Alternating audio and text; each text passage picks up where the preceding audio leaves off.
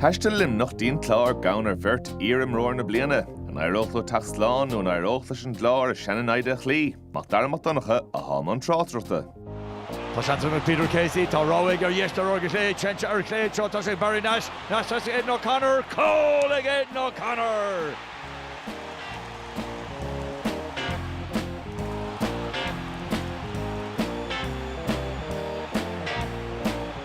A Gairy go horde the Trent, Mark Rogers, Rogers ord, Rogers har a trasnán, Gorby tasnál.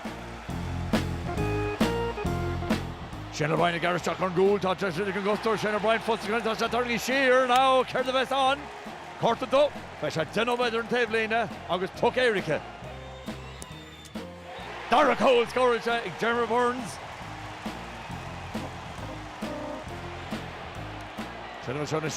Shane O'Brien, bullet fáilte go Shane O'Donnell.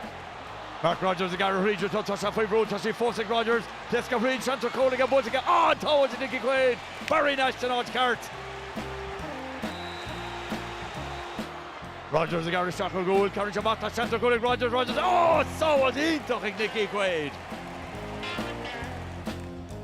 Fosig Stritch, Adam English, Jitach Adam of a dribble to chop, Gerald, but there is into Adam English. Fáilte Tony Kelly, Tivish go Barry Nash, Kelly Fosgal Reach, turning his Sheerick Nash. Ticha go Tala-nish by Puck Erica on. Tony Kelly ahead. August coach scoring Tony Kelly. A Pedro row wall. Kirkham coding in long toss of Gajavanto. On Loig, August on Loig Limneach. Now, you're not straight to August Slod, Gent Limneach in Inish.